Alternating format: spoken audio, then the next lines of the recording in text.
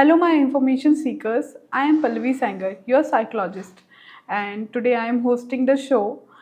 I am with Dr. Vijay Raghuvanshi, one of the most reputed neuropsychiatrists and a sexologist in Indore. So today we will discuss about anxiety attacks, depression, sadness, and most probably the information about the major problems of migraine. Okay. Hello, sir. Hello Pallavi ji. जैसे कि आपने invite किया मेरे लिए, ये मेरे लिए बहुत गौरव की क्षण की बात है। और आगे आज हम डिस्कस करने वाले हैं जैसे कि मेंटल हेल्थ पर।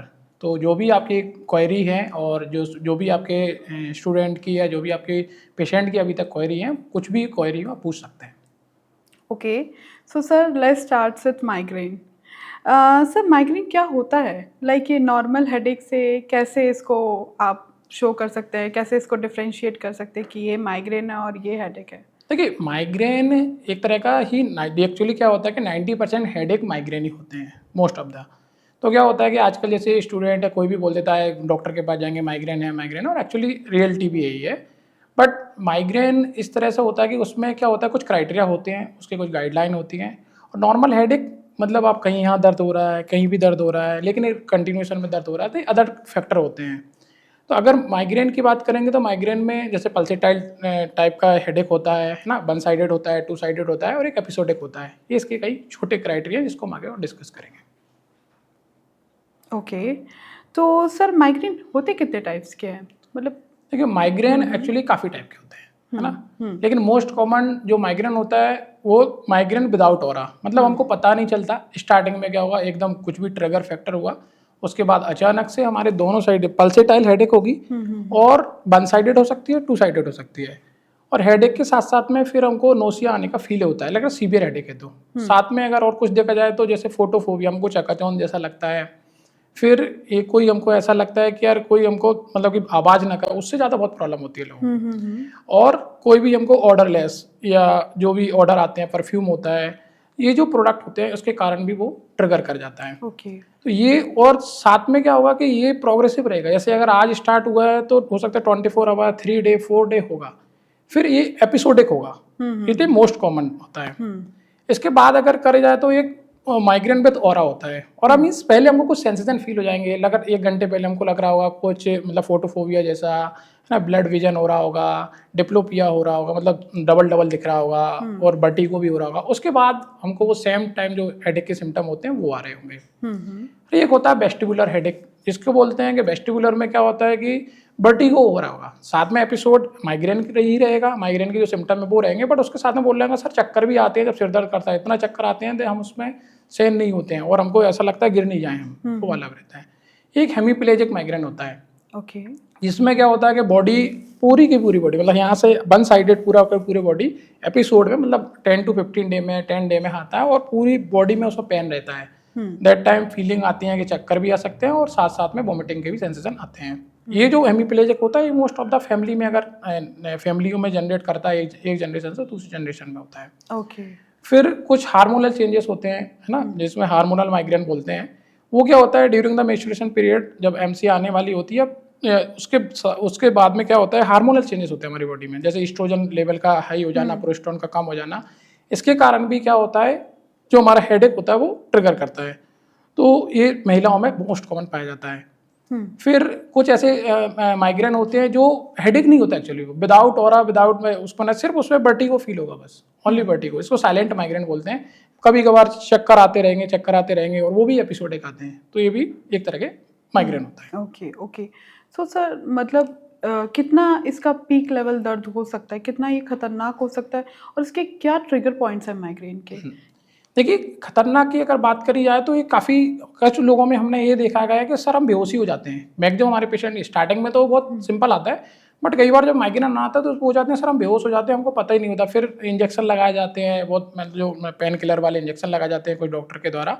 बट ये थोड़ा सा कहीं ना कहीं भ्रांतियाँ हैं हमारे यहाँ पे। जो इसमें क्या करना चाहिए कि कुछ मेडिसिन से भी बहुत अच्छे से हो सकता है, बट इसको डायग्नोस करना बहुत इंपॉर्टेंट है। जैसे कि अभी हमने कुछ सिम्टम आपको बताए, वो डायग्नोसिस अगर पता चल गई तो उसमें एक मेडिसिन से भी यहाँ पे काम हो सकता है। बट नहीं तो क्या होता है कि गांव में जब हम विजिट पे जाते हैं तो हमने देखा है कि काफ़ी महिलाएं कुछ जो बाम आता है उसको लगाती रहती है। कुछ लोग हर 5 दिन में जो जनरल प्रैक्टिशनर डॉक्टर होते हैं वहाँ पे वो जाते रहते हैं और कंटिन्यू वो इंजेक्शन लगाते रहते हैं और 5 दिन बाद फिर जाते हैं वो हर बार एक एपिसोड में उनको यही पता नहीं होता कि इसका एक्चुअली में इलाज भी है। तो इसका इलाज बहुत अच्छे से है। कुछ इवन अगर डायग्नोस होने के बाद में 1-2 मेडिसिन ऐसी होती है जिससे प्रिवेंट भी हो सकता है और आप जो 5 दिन बाद आ रहा है एपिसोड उससे बच सकते हैं। मतलब आपकी क्वालिटी ऑफ लाइफ बहुत अच्छी हो सकती है अगर इसका अपन एक अच्छे से ट्रीटमेंट की जाए।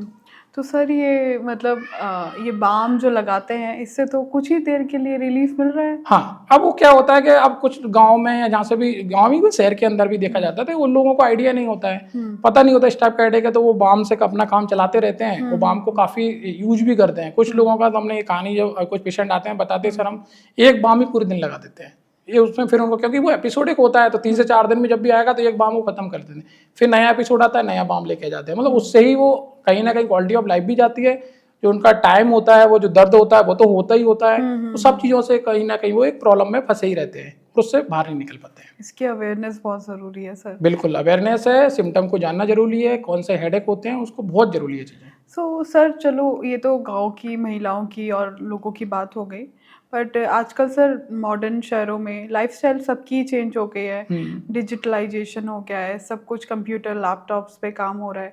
तो सर उसमें तो ऐसा है कि माइग्रेन होना ना होना वो तो संभावनाएं हैं, लेकिन उसके रिस्क फैक्टर्स आई थिंक ज़्यादा बढ़ जाते हैं। तो उस फेस पे क्या करना चाहिए कि अगर वो ऑलरेडी डिजिटल काम कर रहा है, पूरा टाइम स्क्रीन पर है, तो उस बेसिस पे क्या करना चाहिए, कैसे वो प्रिवेंट देखिए पहले हम आपको बता दें, आपने ट्रिगर फैक्टर का भी क्वेश्चन किया था।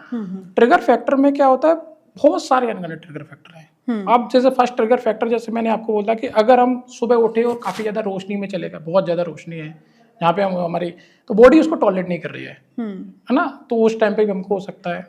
हम शादियों में जाते हैं जहाँ पर डीजे वगैरह काफ़ी ज़्यादा साउंड होता है, डीजे बजते हैं या कुछ भी बहुत मतलब नंबर ऑफ क्राउडिंग बहुत ज़्यादा होती है, तो वहाँ पे पब्लिक के प्लेस में जब जाने पे तो वहाँ पे हमको बहुत आवाज़ें आती हैं, तो वो हमको सहन नहीं होती है। कहीं हम परफ्यूम यूज कर लेते हैं, वो एक ट्रिगर फैक्टर होता है।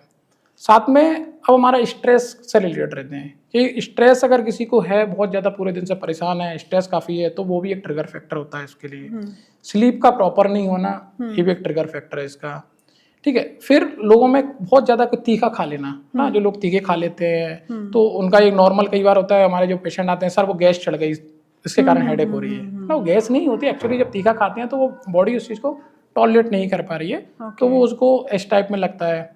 तो इसके फैक्टर बहुत हैं, बट तो सर जैसे बॉडी मतलब ऑलरेडी मतलब बचपन से कोई तीखा ही खा रहा है, उसकी बॉडी ने तो अडाप्ट कर लिया कि वो तीखा ही खा रहा है, तो उस सेंस में क्या करना चाहिए कि अगर उसको मान लो बाद में माइग्रेन डायग्नोस हुआ, तो उस सेंस में क्या करना चाहिए, क्या उसको तीखा कम कर देना चाहिए? बिल्कुल तीखा उसको कम करना चाहिए, क्योंकि देखो बॉडी का एक टाइम होता है, कुछ टाइम तक जैसे एलर्जी होती है, तो एलर्जी हमेशा नहीं होती कि बचपन से एलर्जी हो रही है उसको, क्या बचपन से ही एलर्जी है, कुछ एक टाइम के बाद में वो चीज़ों को टॉलरेट नहीं कर पाते हैं। तो जब अपन कोई बॉडी अपनी टॉलरेट कर रही है तो कोई इशू नहीं है। जिस दिन बॉडी हमारी टॉलरेट करना बंद कर दे तो वो ट्रिगर फैक्टर को, इवन जब हम इसके मैनेजमेंट में बात करते हैं तो वहीं पे हम उसकी डायरी भी बनवाते हैं, कौन कौन सी ट्रिगर फैक्टर जो आपको वास्तव में एपिसोड में आते हैं, तो वो फिर उस पर भी काम करा जाता है। ओके ओके, तो सर वो जो स्क्रीन वाला, स्क्रीन क्या, देखिए स्क्रीन में अगर हम देखा जाए तो अब हमको क्या करना चाहिए, हमको पता है कि एक तो हमको पता चल गया, जैसे कि एक एलर्जी का मैंने एग्जांपल चला था, धूल का पता है।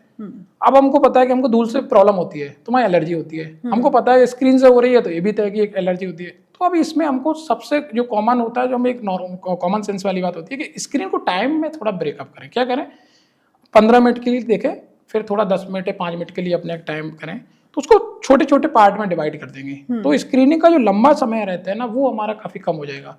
तो फिर क्या होगा, वो हमारे जो ट्रिगर है वो अवॉइड करेगा, और साथ में अगर मेडिसिन का सपोर्ट लेंगे तो ये ट्रिगर भी कम हो जाता है। ओके सर, आपने मेडिसिन के बारे में बताया तो ये क्वेश्चन अराइज हुआ कि जैसे मान लो कि कोई माइग्रेन किसी ऐसी सिचुएशन में है कोई जिसको माइग्रेन एकदम से ट्रिगर किया, एंड उस सेंस में दवाइयाँ कहीं भी अवेलेबल नहीं है, तो उस सेंस में कोई भी रिलैक्सेशन थेरेपी या फिर किसी तरीके से उसको रोका जा सकता है या कंट्रोल किया जा सकता है? देखिए चांसेस हैं, बट अगर बहुत तेज हो रहा है तब तो बहुत कम चांसेस हैं, जैसे कि काफ़ी ज़्यादा। और एक बॉडी हमारी ऑटोमेटिकली कई बार जैसे कि किसी पेशेंट को देखा जाता है तो खुद जैसे बहुत तेज हो गया तो वॉमिटिंग हो जाती है, वॉमिटिंग के बाद में ऑलरेडी वो रिलैक्स करता है। लेकिन इसके साथ साथ अगर हम स्टार्टिंग से जैसे बोला कई बहुत से स्ट्रेस फैक्टर्स को करते हैं, तो कुछ स्टडी में देखा गया है कि हमारा रिलैक्सेशन टेक्निक होती है उनको फॉलो करें, डीप ब्रीदिंग एक्सरसाइज होती है उनको फॉलो करें। एक माइंडफुलनेस होती है, उसको उस टाइम पे 2-3 जो जिसको माइंडफुलनेस लाइक मेडिटेशन ही होता है हमारा, वो अगर हम फॉलो करते हैं तो उसमें काफ़ी हद तक हम, अगर मेडिसिन नहीं भी अवेलेबल है तो हम उसको उस टाइम के लिए रिलीफ जो एपिसोड आता है तो उससे रिलीफ पा सकते हैं। बट एंड ऑफ द कि हम ये चाहते हैं कि टोटल बंद हो जाए, तो उसके लिए तो यहाँ पर अभी कभी न्यूरोलॉजिकल इलनेस है तो यहाँ पर एक मेडिसिन की रिक्वायरमेंट होती है। ओके, तो सर इसमें क्या क्या फूड अवॉइड करनी चाहिए, क्या क्या खाना अवॉइड करना चाहिए? लाइक लोग अल्कोहल कंजप्शन बहुत ज़्यादा कर रहे हैं, स्मोकिंग कंजप्शन बहुत ज़्यादा कर देखिए, रहे हैं। बैलेंस डाइट में हमेशा इसमें जो भी अल्कोहल है, कैफीन है, ये सब चीज़ें जो, और मेन फूड तो वही चीज़ें हैं जो हमारे को ट्रिगर करती हैं, है ना। जब हमने एक अगर इसकी बात करें, एक डायरी बनाते हैं उसमें यही बोल रहा था कि जो आपको ट्रिगर कर रहा है उस चीज़ को थोड़ा सा अवॉइड करें, और हेल्दी लाइफ में हेल्दी लाइफ स्टाइल अपना फॉलो करें।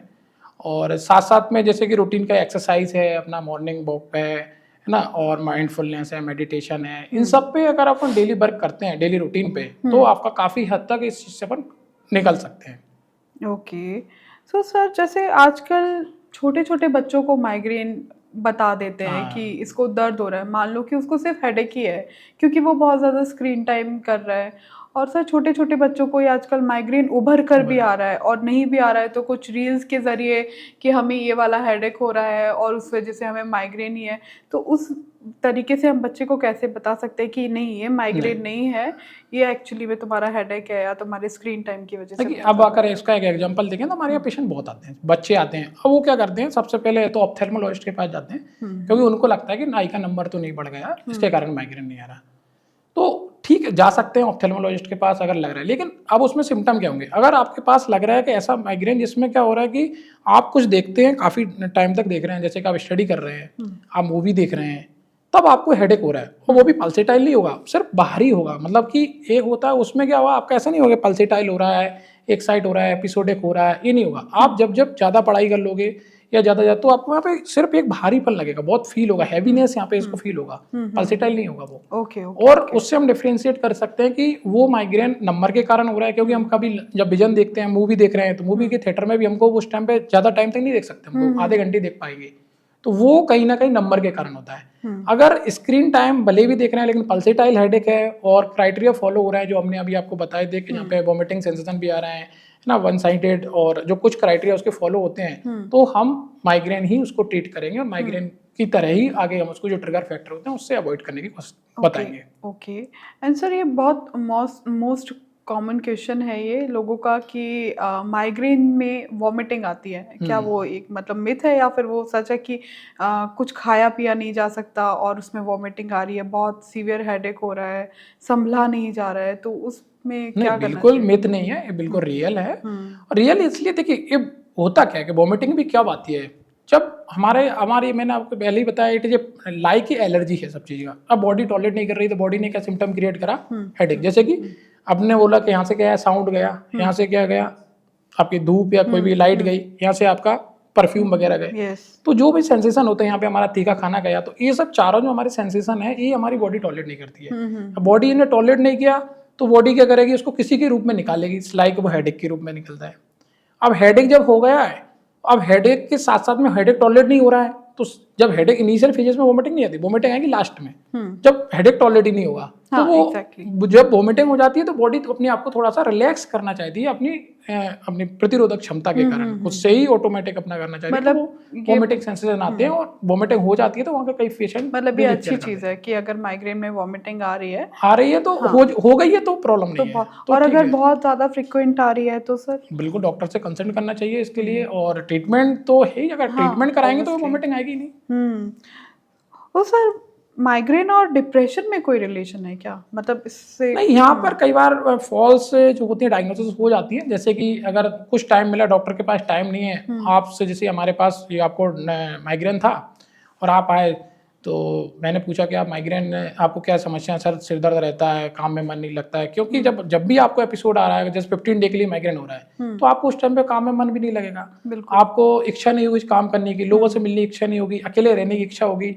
तो ये जो सिम्टम होते हैं वो माइग्रेन से कोरिलेट करते रहते हैं, माइग्रेन और डिप्रेशन के सिम्टम कॉमन आ जाते हैं। तो कई बार ऐसा हो सकता है, बट अगर आप एक प्रोफेशनल के पास जाते हैं, एक अच्छे डॉक्टर के पास जाते हैं, जो मेंटल हेल्थ प्रोफेशन है, न्यूरोलॉजिस्ट हैं, जब आप इनके पास जाते हैं तो आपको इन सब समस्याएं अलग हो जाएंगी, डिप्रेशन को अलग से रूल आउट किया जाएगा और माइग्रेन को अलग से करा जाएगा। सर डिप्रेशन मतलब क्या होता क्या है डिप्रेशन? मोस्टली लोग डिप्रेशन को समझ लेते हैं कि बस हम उदास हैं, अरे हम तो डिप्रेस्ड हैं। तो क्या होना चाहिए डिप्रेशन? एग्जैक्ट इसकी क्या डेफिनेशन हो सकती है? देखो डिप्रेशन बहुत ही कॉमन है ना, और डिप्रेशन एक मेडिकल कंडीशन है।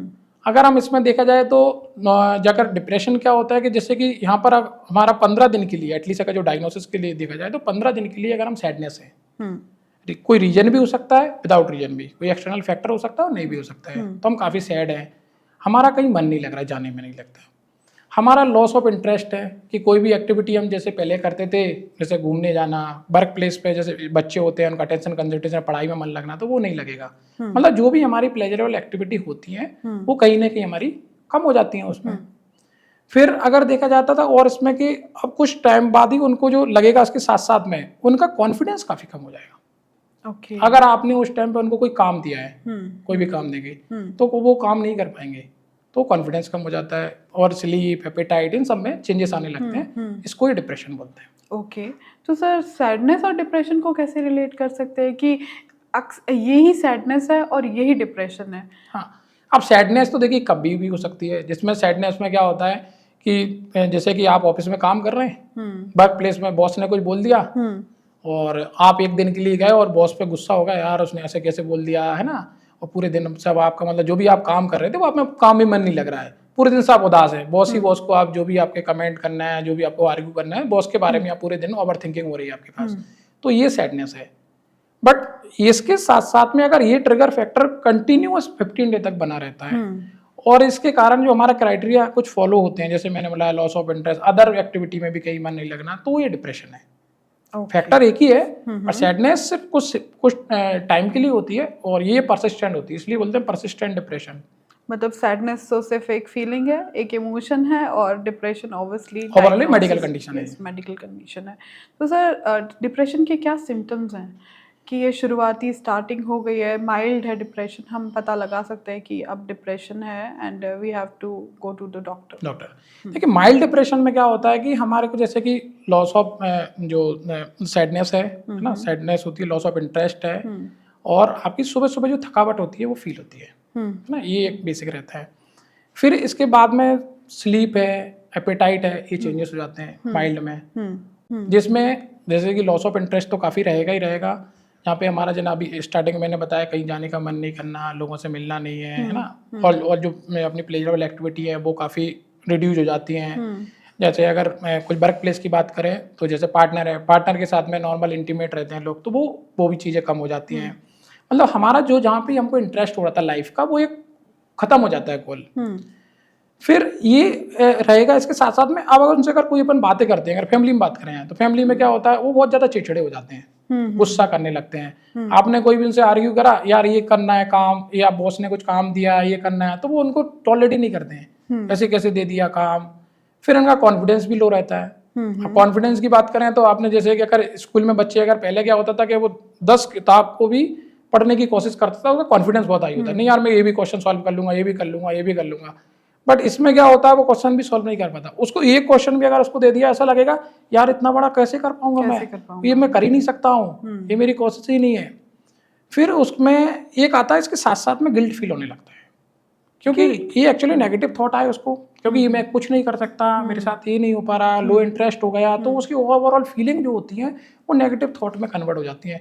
जो भी उसके भविष्य में कुछ हुआ होगा, मतलब जैसे कि मान के चलो कुछ स्टूडेंटों के क्वेश्चन आते हैं, यार मैं वो वाला सब्जेक्ट ले लेता तो अच्छा रहता है ना, ये मेरे साथ ये मेरी वो एज ए पुरानी अगर कोई उनका रिलेशनशिप रहा है तो उसने मेरे को धोखा दिया होगा, या फैमिली में कोई उनकी घटना घटी, तो मतलब पास्ट में जो भी उनके साथ बेकार चीजें हुई होंगी ना, वो हमेशा उसके थॉट आते रहेंगे। हाँ, मतलब फ्लैशबैक्स तो फ्लैशबैक उसको हमेशा वही चीजें आएंगी, लेकिन जो उसके साथ बुरा हुआ, अच्छी पार्ट कुछ नहीं ऑब्वियसली आएगा, तो वो उसकी फीलिंग्स होती हैं और भविष्य को लेकर भी वो रहते हैं। फिर गिल्ट में क्या रहता है कि वो अपने आप को बिलीव करता है, हर चीज को ब्लेम करेगा कि यार जैसे कि अभी कुछ टाइम पहले आपने कोटा का जो केस देखा, उसमें पेरेंट्स को भी हम वही बताना चाहेंगे कि इसमें क्या होता क्या है कि उनकी इच्छा के विरुद्ध काम नहीं हो रहा है, तो क्या हो रहा है कि बच्चे को डॉक्टर बना दिया, इंजीनियर बना दिया, कलेक्टर बना दिया, ये तो एक हर टर्म में है, लेकिन क्या उसकी वास्तव में उसकी इच्छा है इस चीज में? बिल्कुल सही, बिल्कुल सही। तब अब क्या होता है कि बच्चे की इच्छा नहीं थी बिल्कुल भी, या बच्चे की इच्छा नहीं है, और हम उसको एक प्रेशराइज करके नहीं आपको डॉक्टर ही बनना है, आपको यूपीएससी, हमारे यूपीएससी के बहुत कॉमन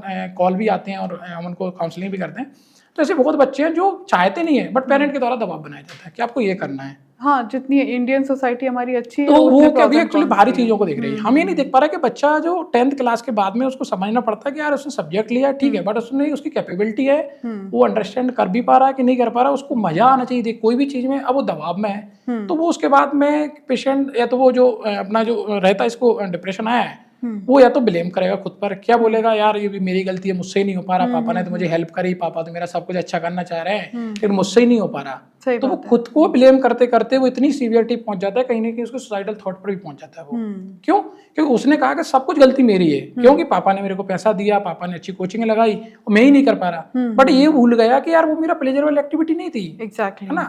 तो वो जब आप किसी प्रेशर में काम कर रहे थे आप, जब और पेरेंट्स उसे प्रेशर बनाए जाते हैं, तो वहां पर बच्चा कुछ अपने डिसीजन ही नहीं ले पाता, ना वो किसी फ्रेंड सर्कल से शेयर कर पाता उस बातें, और अगर नहीं कर पाता तो वो वास्तव में उस कंडीशन तक पहुंच जाता है जो एक लाइफ को मतलब एंड ऑफ लाइफ ही हो जाती है बच्चे की। सो सर, इस बेसिस पे आप पेरेंट्स को क्या कहना चाहोगे कि कैसे बच्चों को मतलब गाइड करें? पेरेंट्स को देखिए, हम यही बोलना चाहेंगे कि पेरेंट्स को हमेशा एक बच्चे से प्यार, मोहब्बत जिसको बोलते हैं, वो रखना चाहिए, उसके थॉट लेवल को जरूर समझना चाहिए।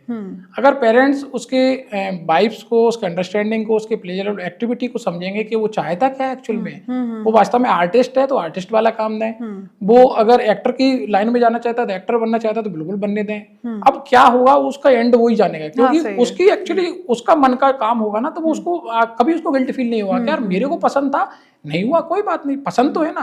बट पेरेंट्स का काम होना चाहिए। 18 ईयर के बाद हम किसी की देखो पर्सनैलिटी चेंज नहीं कर सकते, बिल्कुल। बिफोर 18 हम ठीक है उनको गाइड कर सकते हैं, नहीं बेटा ये करना चाहिए, वो करना चाहिए, और 18 के बाद में हम सिर्फ उनको एक ऑब्जर्व कर सकते हैं, और वो क्या करना चाह रहे हैं उनको ऑब्जर्व करिए। हाँ, कोई गलत रास्ते में नहीं जा रहा है, वहां पे उनको गाइड कर सकते हैं कि बेटा ये थोड़ा गलत है, ये सही है, वो एक आप छोटे क्राइटेरिया हो सकते हैं, बट उनको ऑब्जर्व कर सकते हैं। उनमें हम ये नहीं कर सकते कि आपको यही करना है, आपको डॉक्टरी बनना है, आपको इंजीनियर बनना है, आपको आर्टिस्ट बनना है, लेकिन वो क्या चाहता है, वो अगर आप स्पोर्टमैन बनना चाहते हैं तो स्पोर्टमैन बनाए, जो मतलब उसका प्लेजरेबल है ना वो उसको बनाए।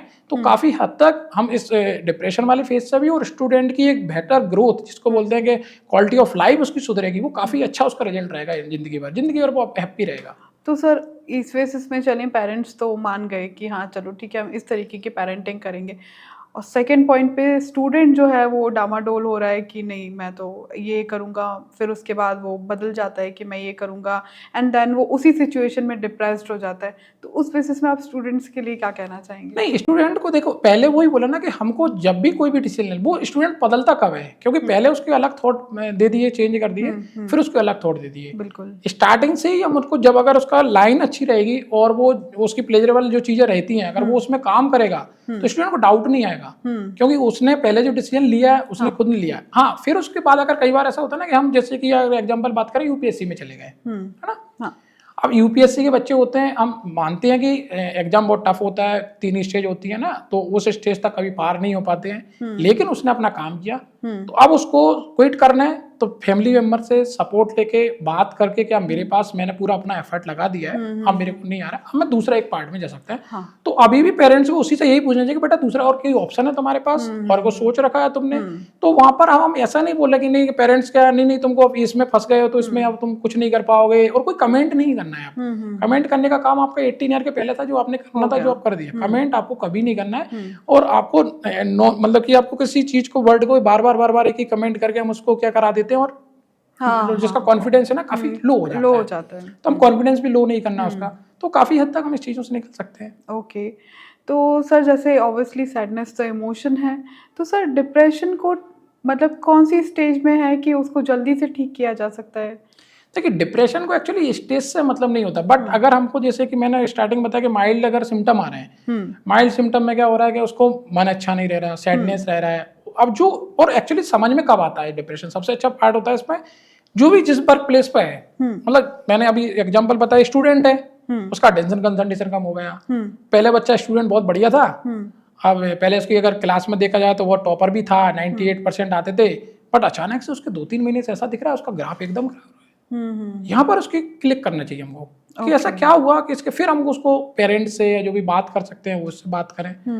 सेकंड पार्ट में अगर हम वर्क प्लेस में काम कर रहे हैं, हमारा पहले काम बहुत बेटर था, हम जहाँ पे भी काम करते थे हम बॉस के लिए एक सही काम करते थे, बॉस हमसे खुश रहता था सब कुछ। लेकिन कुछ दिन से हम देख रहे हैं बॉस क्या, अब तो ये बच्चा बिल्कुल भी काम नहीं कर रहा है, अब तो उसको बोले तो उसको गुस्सा आती है और ये मेरा काम भी करके नहीं दे रहा है। वहाँ हम इसको अंडरस्टैंड कर पाते हैं, है ना। कोई भी जहाँ पर अदर वर्क प्लेस हैं, चाहे जो लोग सब्जी भी बेचते हैं या लोग फार्मर हैं, फार्मर किसानी में जो अगर काम करते हैं तो किसानी में काम नहीं कर पाएंगे ना। जो किसान लोग होते हैं एक साल खेती भी नहीं करेंगे, वो उनका इंटरेस्ट ही नहीं हुआ खेती करने में। हाँ, सही है। क्योंकि हमारा मन ही नहीं लग रहा, वो घर पे ही बना रहेगा।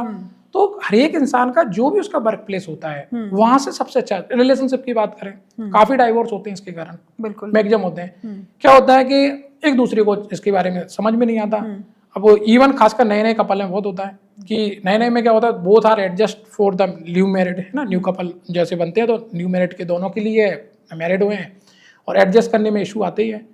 तो वहां पर क्या होता है, एक बंदा का डिप्रेस फेज में है, सामने वाला उसको जज नहीं कर पाता क्योंकि उसको नहीं पता कि डिप्रेशन वास्तव में ये है, वास्तव में नौटंकी कर रहा है ना। तो यहाँ पे एक समझ में आता है, तो वो चीज को फीलिंग को समझना चाहिए। जो सिम्टम अगर उसको वास्तव में दिख रहे हैं तो उसको एक मेंटल हेल्थ प्रोफेशन को दिखाएं तो वो उसकी लाइफ में अच्छे से मैनेज कर पाएगा। और जैसे चाहे इंटीमेशन हो या अदर चीजें हो, वो नहीं कर पाता वो लाइफ में क्योंकि उसको इंटरेस्ट ही नहीं होता चीजों में। इंटरेस्ट नहीं आएगा तो वो लो फील करेगा, कुछ लो फील करेगा, कॉन्फिडेंस लो हो जाएगा, कोई भी काम करने का उसको मन नहीं करेगा।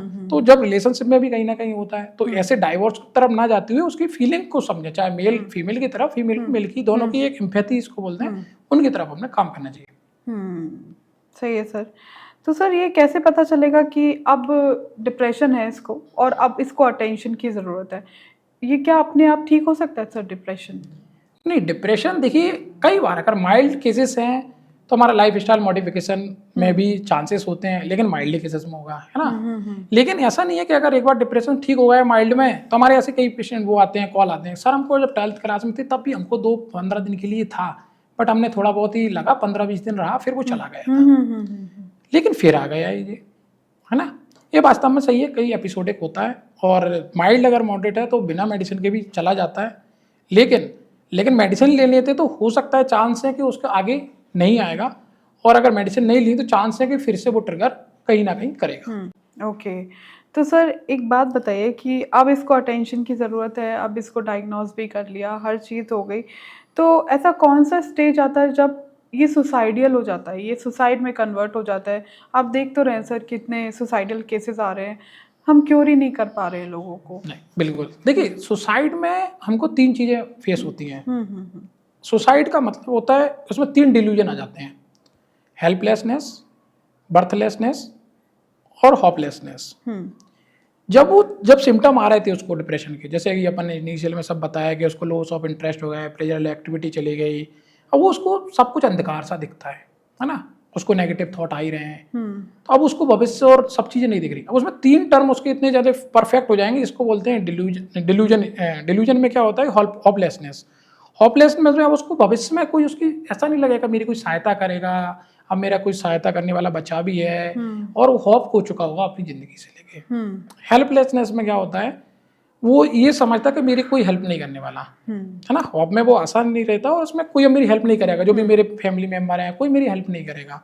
बर्थलेसनेस, मेरा जीना ही बेकार है, मैं क्यों जी रहा हूँ, मेरा जीने का कोई मतलब नहीं है, वो जो गिल्ट आता है उसको। ये अगर तीनों एक साथ आ गए तो वहाँ बंदा सुसाइड कर लेता है, क्योंकि ये तीनों में से अगर एक भी बचा हुआ है तो उसके बेसिस पे जी जाएगा। मान के चलो उसका हेल्पलेसनेस आया और बर्थलेसनेस आया तो वो बताएगा, तो वार्निंग साइन जिसको बोलते हैं कि यार मेरे को अच्छा नहीं लग रहा है, तो यहाँ पर हम वार्निंग साइन में काफ़ी फैमिली मेम्बर है जो उसको बताते हैं। कई बार वो पंखी के बारे में पूछेगा, कई बार वो अपने वो उसमें जो मैसेज है उसमें लिख सकता है, राइटिंग में लिख सकता है, कुछ ना कुछ वो ट्रिगर हमेशा देता है। सुसाइड वाला पेशेंट स्टार्टिंग, बट इसको समझने वाले भी बहुत जरूरी है। लोग क्या करते हैं, जैसे कि हमने बोला यार मेरे को मरने का मन कर रहा है, ठीक है तेरा ऐसा ही करता रहता है आदू, तो उसको एक मजाक में ही कई बार टाल देते चले जाते हैं, बट मजाक में नहीं लेना चाहिए, उसके बिहेवियर को ऑब्जर्व करना चाहिए कि जिसका बिहेवियर पहले था वो काफी हद तक चेंज हो चुका है और ये वास्तव में इसके कहीं ना कहीं प्रॉब्लम है। तो उस कंडीशन में तो हमको इमीडिएटली इमरजेंसी है, तो इमरजेंसी में मेंटल हेल्थ प्रोफेशन को उस टाइम पे दिखाना चाहिए, क्योंकि अगर उसको तीनों अगर एक साथ आ गए, हेल्पलेसनेस, बर्थलेसनेस और होपलेसनेस, तो बिल्कुल भी वो नहीं हो सकता है, वो उस टाइम सुसाइड कर देगा। उस टाइम पे उसको हर चीज बेकार लगती है। कोई भी इंसान क्यों मरना चाहेगा? एक नॉर्मल एक क्वेश्चन होता है, हम सब जीने के लिए आए हैं दुनिया में, है ना? एक पृथ्वी पर जो आए हम एक जीने के लिए आए हैं। या कोई भी पेशेंट या कोई भी लोग मरने के लिए कोई भी नहीं आया, बिल्कुल सही। बट मरता है जब उसको सब कुछ, मतलब उसकी दुनिया, उसका सब कुछ उसको मिल जाता है। अगर 1% उसको हो या 1% की हेल्प मिलती है ना, वो 100 से चाहता है कि वो शादी देनी शुरुआ, और उसको थोड़ा सा मेंटल हेल्थ में नॉलेज होना चाहिए, तो काफी हद तक। तो सर जैसे फैमिली एंड फ्रेंड्स को ऐसे में क्या करना चाहिए, कैसे वो टेप अप करे कि इसका बिहेवियर अब बदल रहा होगा, तो वो अपने घर का या अपने दोस्तों का का जो एनवायरनमेंट है वो कैसे बदले? हाँ, देखिए फैमिली और फ्रेंड का बहुत रोल है ना? फैमिली फ्रेंड का क्या रोल है? फैमिली का क्या रोल है कि फैमिली, जैसे कि अगर मान के चलो पहले हम फैमिली को एजुकेट कर देते हैं, तो पहली बार तो अपन ने बताया कि डायग्नोसिस क्या होती है डिप्रेशन की, है ना? इसमें क्या किस किस की रिक्वायरमेंट है, प्रोफेशन की रिक्वायरमेंट होती है, तो ये चीजें फैमिली को ऑलरेडी योर सेल्फ वहां से एक डायग्नोस पता रहना चाहिए, है ना? अब ये पता होंगी तो सेकंड स्टेज में क्या होगा, जब भी किसी को फैमिली में किसी को इसी समस्या आएंगी तो उसकी बात को वो क्या करेगा, अंडरस्टैंड कर पाएगा। नहीं तो अभी क्या होता है कि अगर फैमिली को नहीं पता है तो वो अंडरस्टैंड कहाँ से करेगी? तो उसको ही नहीं पता है इस चीज़। और तो पहले तो फैमिली को चीज़ों को जब ऐसे अपन जो बातें बताई गई, अगर वो किसी फैमिली के बाद पहुंचती हैं तो फैमिली उसको जानेगी कि हाँ ये डिप्रेशन ही होता है, ये हमको किसी डॉक्टर ने बताया था, ये हमने किसी न्यूज में पढ़ा था या सोशल मीडिया के थ्रू आया था, ये डिप्रेशन है। तो उसको अब क्या करेगा कि वो अंडरस्टैंड कर पाएगी कि यार अब वो, क्योंकि उस टाइम पे क्या होता है कि हो सकता है पेशेंट उसको आर्गुमेंट कर देता है, फ्रस्ट्रेशन में गाली भी दे सकता है सामने वाले को, क्योंकि वो उसको तो प्रॉब्लम हो रही है, गुस्सा कर सकता है। तो लेकिन दूसरा वाला उसको गुस्सा नहीं करेगा, क्यों? क्योंकि वो अंडरस्टैंड करेगा। अब क्या होता है, जब उसको पता है सब चीजें कि डिप्रेशन ऐसा होता है, तो वो आइसोलेट नहीं करने देगा फैमिली। उसमें क्या करेगा, फ्रेंड होगा तो उसको कोई टेक्स्ट करता रहेगा, और भाई कैसा चल रहा है, क्या हाल चाल है तेरे।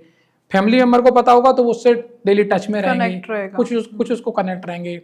अब क्या होगा, वो धीरे धीरे अगर जिससे उभर भी रहा है तो उसमें क्या होगा कि फैमिली मेंबर उसको नई नई एक टारगेट देते रहेंगे, छोटे छोटे टारगेट नहीं, एकदम क्या हमारे जो गोल होते हैं ना वो स्पेसिफिक होना चाहिए उस टाइम पे जब हम किसी चीज से उभर रहे हैं। अभी अगर मान के चलो आप अभी डिप्रेशन है और अब आपको धीरे धीरे फैमिली का सपोर्ट ही मिल रहा है, और अब आपको क्या करेंगे, अब आपको एकदम को इतना बड़ा गोल दे दिया, नहीं तुमको यूपीएससी करना है, हाँ, सही तो इट इज रॉन्ग। अब उसको एक छोटा टारगेट दो कि आपको इस वाली स्टेज तक पहुंचना है, एक छोटा काम करना है, देन वो जैसे जैसे अपना मेंटली अपना फिट होता जाएगा, फिर आप वो उसके हिसाब से अपना काम करता रहेगा। तो यहाँ पर फैमिली का बहुत ज़्यादा रोल होता है, फिर उसको आइसोलेट नहीं होने देते। सेकंड, अब उसको इनिशिएट करते रहेंगे, हम डॉक्टर बताते हैं कि भाई इसके बाद में क्या करना चाहिए, आपको एक्सरसाइज करना चाहिए, डाइट लेना चाहिए, तो इसको कौन दिखेगा? सब फैमिली का ही काम होता है। तो यहाँ उसको फैमिली उसको या फैमिली या फ्रेंड क्या करें, उसको ट्रिगर करते रहेंगे, भाई आज तेरा सुबह हो गई, उठ जाओ, अब तुमको डाइट लेना है, अब तुमको ये काम करना है। तो ये सब चीजें क्या होंगी, उसको काफी हद तक वो नॉर्मल हो जाएगा। तो इतना रोल है, इतना डॉक्टर का भी रोल नहीं है, मतलब मेरे अकॉर्डिंग तो फैमिली और फ्रेंड का बहुत ज्यादा रोल होता है इन सब चीजों में। तो सर जैसे अब आपने फैमिली एंड फ्रेंड्स का तो बताया, आपने माइग्रेन का भी बताया, तो सर आज की इतनी फास्ट लाइफ में कोई किसी के लिए क्यों बैठा है, क्यों कोई सुनेगा सर? उस बेसिस में जो इतनी भाग दौड़ वाली जो लाइफस्टाइल है लोगों की, कोई किसी के लिए सुनने तो बैठा नहीं है। तो सर उस बेसिस में क्या करना चाहिए? अब सामने वाले को डिप्रेशन हो रहा है और वो बात भी करना चाह रहा है लेकिन कोई सुनने वाला नहीं है, फिर उसमें क्या करना चाहिए? देखिए अब इसमें होता है कि जब पहले अगर हमको अंडरस्टैंड कर गए, कहीं ना कहीं नीड तो किसी की भी होती है ना। अब ऐसा जरूर नहीं है किसी के पास, अब कोई जैसे कल अगर केसी आया हमारे पास, इसके पेरेंट्स सही नहीं है, इसके फ्रेंड भी नहीं है कोई, तब फिर हमको सोशल गैदरिंग होती है जहाँ सपोर्ट होता है ना। जो चीज़ें आपकी प्लेजरेबल रहती हैं, किसी को अध्यात्म पसंद होता है, किसी को स्पिरिचुअलिटी में पसंद होते हैं, किसी को एक्टर्स और इसमें जो एंटरटेनमेंट की चीज़ें होती है, मोटिवेशन चीज़ें होती है, वो पसंद होते हैं। तो वहाँ उसका कहीं ना कहीं एक सपोर्ट रहता है। तो कुछ ना कुछ उसका सपोर्टिव सिस्टम बहुत जरूरी है वहाँ पे। अगर किसी ना किसी सपोर्ट रहेगा तो वो काफ़ी हद तक उस चीज़ से निकल सकता है। ओके, तो सर आपने स्टूडेंट्स के बारे में बताया हमें, जो वर्कर्स हैं, जो कॉर्पोरेट्स हैं, उनके बारे में आपने बताया। अब सर होम मेकर्स, वो तो घर में ही रहती हैं और हो सकता है कि वो अपने बच्चों से भी बात ना कर पाएँ और अपने हस्बैंड या अपनी वाइफ से भी बात ना कर पाएँ, मतलब होम मेकर्स ऑब्वियसली।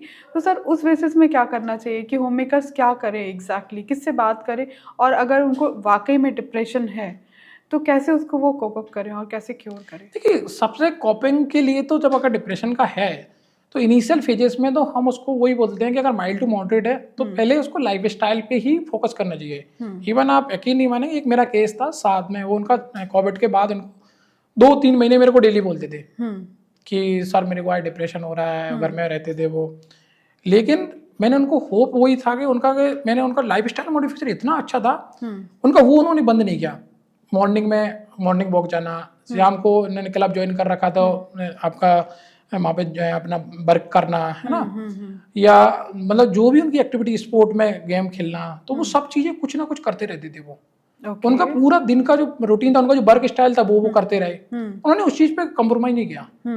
ऑटोमेटिकली कहीं ना कहीं जो माइल्ड पॉइंट था तो माइल्ड से आराम से निकल लिए, फेज था फेज निकल गए। सेम होम मेकर के लिए अगर वो घर में काम कर रहे हैं और कोई नहीं है बातचीत के लिए, तो पहले तो अपनी लाइफ स्टाइल पे काम करें। जो उनका मॉर्निंग वॉक है, योगा है, मेडिटेशन है, हेल्दी डाइट, यहाँ पे देखिए बहुत डाइट का बहुत रोल होता है। कुछ ऐसी डाइटें होती हैं जहाँ पे जो सेरोटोनिन, डोपामीन और एपिनेफ्रिन इनको बढ़ाती हैं। इन डाइट को फोकस करें, डेली लाइफ स्टाइल में इन सब चीज़ों को लेके आएँ। फिर हमारा कई बार टाइमिंग होता है, टाइम को कैसे मैनेजमेंट करना है उस पर काम करना, छोटे छोटे ब्रेक लें किसी भी चीज़ में, तो उसमें क्या होगा वो काफ़ी हद तक उस जो भी प्रॉब्लम आ रही है उसे फेस कर पाएंगे। Okay okay. तो सर ये सब तो ठीक है कि मतलब डिप्रेशन हो गया, आज हमने माइग्रेन के बारे में भी बात की। सर डिप्रेशन में एंजाइटी अटैक का क्या है? मतलब डिप्रेशन में कितनी फ्रिक्वेंसी पे एंजाइटी अटैक्स आ सकते हैं या आते हैं, या कुछ लोगों को नहीं भी आते हैं बिल्कुल डिप्रेशन में, कुछ लोग एकदम शांत हो जाते हैं। तो सर उस बेसिस में क्या एंजाइटी अटैक्स में कैसे कोप अप करें वो लोग? देखिए एंजाइटी अटैक में जैसे एंजाइटी आई है, अब डिप्रेशन के साथ होता क्या है, जैसे कि डिप्रेशन है मतलब एक कॉन्फिडेंस उसका लूज होगा।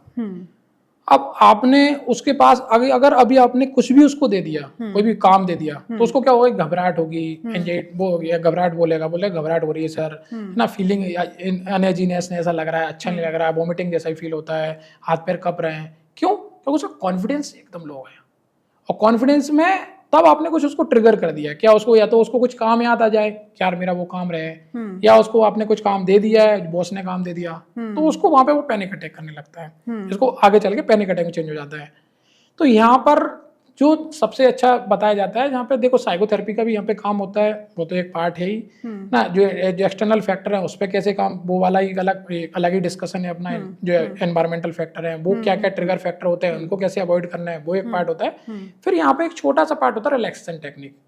अगर यहाँ पर हम डीप ब्रीदिंग भी अच्छे से कर लेते हैं, 30 सेकंड के लिए इनहेल, 30 सेकंड के लिए एक्सेल, और 5 से 7 मिनट अगर उस टाइम पे कर लेते हैं, साथ में यहाँ मेडिसिन भी होती है। अगर पैनिक अटैक तेज आ रहा है तो काफी ज्यादा हम उसमें बेहोश हो जाते हैं, अभी है ना डेली ट्रीट करते हैं, तो वहाँ पे कुछ बेंजोडाइजेपिन की मेडिसिन होती है, वो भी उस टाइम में काफी जो उस कंडीशन को रिलैक्स करती है। अदरवाइज पूरी क्योर नहीं करती है, बट वो कंडीशन को थोड़ा रिलैक्स कर देती है, तो उससे हमको बचा सकते हैं। Nice, okay, very good sir. तो मतलब डिप्रेशन रियल है? हाँ, yes, okay, thank you sir. Okay, thank you. So sir thank you so much, आज आपसे बात करके बहुत सारी चीज़ें जो हैं वो क्लियर हो गई हैं। मेंटल हेल्थ बहुत इम्पॉर्टेंट है। Thank you. और आगे भी अगर कुछ और भी क्वेरी लगती है कभी भी पूछ सकते हैं, और जो भी अगर हमारे फ्रेंड अगर कोई क्वेरी पूछना चाहते हैं या इससे रिलेटेड कभी उनको क्वेरी रही है तो कमेंट बॉक्स में ज़रूर उसको दिखाएं।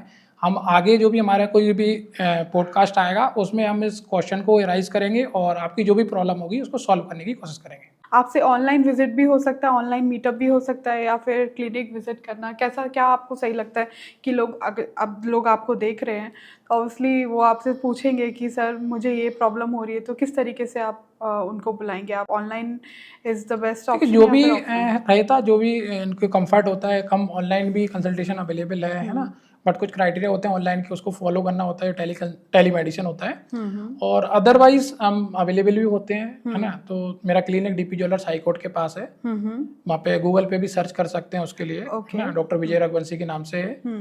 तो वहाँ पर हम अवेलेबल होते हैं और अपॉइंटमेंट उसके हिसाब से, जैसे पेशेंट रहते हैं उसके हिसाब से अपॉइंटमेंट दिए जाते हैं। Okay okay, please mention in the comment box that whatever questions you have we can discuss further for the next podcast.